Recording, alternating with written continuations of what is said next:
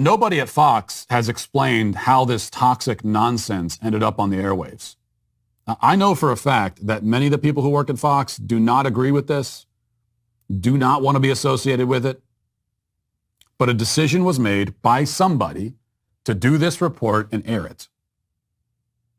All the parties involved should explain themselves, and then they should be fired also.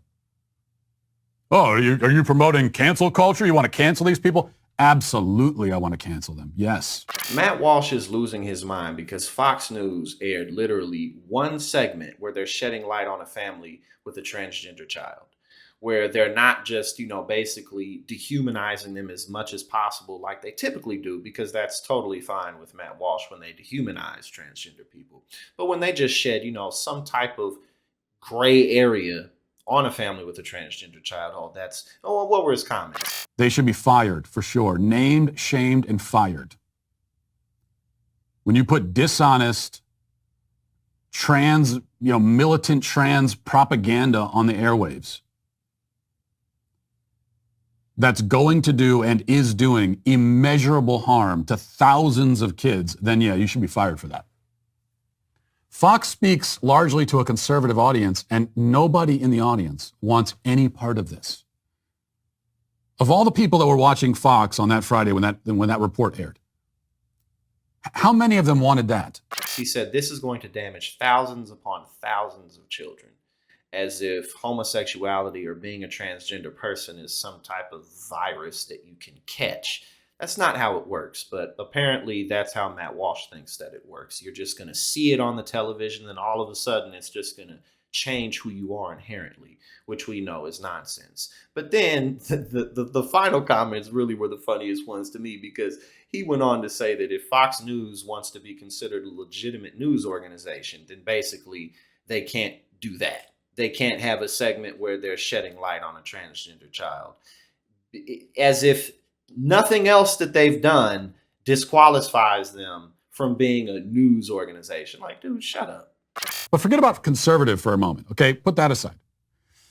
If Fox News wants to call itself news, then it cannot put insane falsehoods and radical far-left lies and propaganda on the air if you want to be a news organization.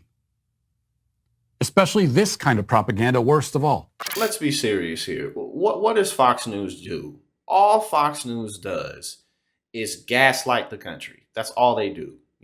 Look at all these, crazy, evil brown people coming from the southern border, the invasion. Every time they talk about it, they use the word invasion, just invasion. They're coming to take this and take that. Look at what got Donald Trump elected largely, the cultural push that they still are going with. Critical race theory. Ron DeSantis literally banning books, math books, because they have critical race theory references in them, whatever the hell that means.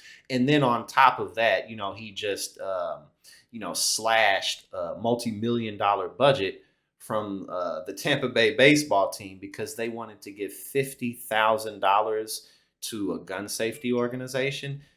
But no. None of that.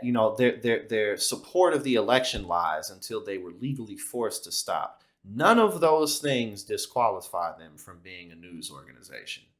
Propaganda which aims to exploit and destroy children. So, Fox's audience has to call the network to account. I mean, nothing less than a full retraction and apology should be accepted here. And then it's just like, guys, it's time to move on.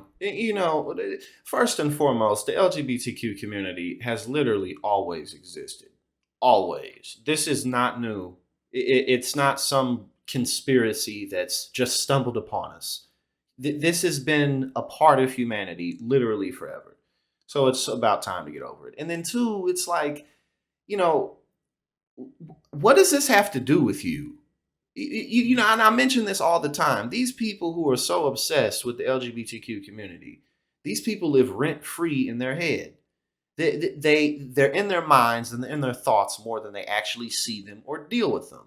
Is the LGBTQ community everywhere? Yes. But the overwhelming majority of people are heterosexual, which means most people you deal with are not a part of the LGBTQ community. That's why we've had to pass protections for the community. That's why we had to put it into law to allow them to get married because they're a minority group.